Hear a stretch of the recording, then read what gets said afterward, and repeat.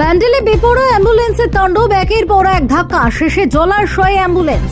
হুগলির ব্যান্ডেলে শুক্রবার রাত্রি 9টা নাগাদ চাঞ্চল্যকর ঘটনায় আতঙ্ক ছড়ালো এলাকা জুড়ে। অভিযোগ, বেপরোয়া গতিতে ছুটে চলা একটি অ্যাম্বুলেন্স প্রথমে একটি ট্রলি ভ্যানকে ধাক্কা মারে। এরপর রাস্তার ধারে শিশুকে নিয়ে বসে থাকা এক মহিলাকে সজোরে ধাক্কা দেয়। এতেও না থেমে অ্যাম্বুলেন্সটি দ্রুত গতিতে এগিয়ে গিয়ে নলডাঙ্গা মোড়ের কাছে এক স্কুটি আরোহীকে ধাক্কা মারে। স্থানীয় সূত্রে জানা গিয়েছে, ব্যান্ডেল মোড় থেকে নলডাঙ্গার দিকে যাচ্ছিল অ্যাম্বুলেন্সটি। একের পর এক দুর্ঘটনা ঘটিয়ে সেটি নলডাঙ্গা মোড় পেরিয়ে ব্যান্ডেল বিদ্যামন্দির স্কুলের দিকেও চলে যায়। তবে শেষ রক্ষা হয়নি। বিদ্যামন্দির স্কুলের কাছাকাছি পৌঁছে চালক নিয়ন্ত্রণ হারালে অ্যাম্বুলেন্সটি রাস্তার ধারে একটি জলাশয়ে পড়ে যায়। ঘটনার পর এলাকায় চাঞ্চল্যের সৃষ্টি হয়। স্থানীয় বাসিন্দারা ছুটে এসে উদ্ধার কাজে হাত লাগান। অভিযোগ, অ্যাম্বুলেন্সের চালক মদ্যপ অবস্থায় ছিলেন। যদিও এ বিষয়ে পুলিশের তরফে এখনো আনুষ্ঠানিকভাবে কিছু জানানো হয়নি। খবর পেয়ে ব্যান্ডেল ফাঁড়ির পুলিশ দ্রুত ঘটনাস্থলে পৌঁছয় আহতদের উদ্ধার করে হাসপাতালে পাঠানো হয়। পাশাপাশি অ্যাম্বুলেন্সের চালককেও চিকিৎসার জন্য ভর্তি করা হয়েছে।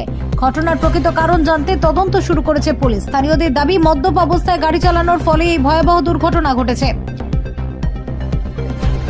তদন্তে রিপোর্ট সামনে এলে পুরো বিষয় আরো স্পষ্ট হবে। Bureau report, Kolkata mirror.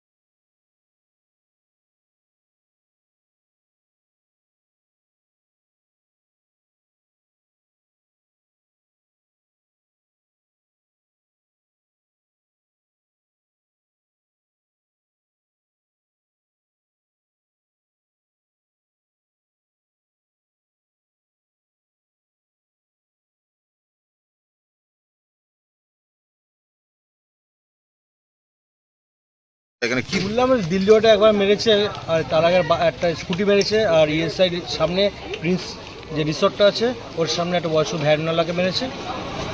মেরে এখান দিয়ে পালাচ্ছিল? হ্যাঁ, এখান থেকে শুনলাম পালাচ্ছিল, আর পুলিশে অ্যারেস্ট করেছে। ওকে অ্যারেস্ট করে নিয়েছে, তাই তো?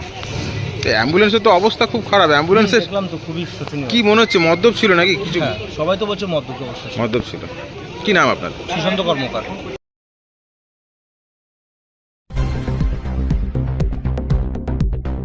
ব্যান্ডেলে বেপরোয়া অ্যাম্বুলেন্স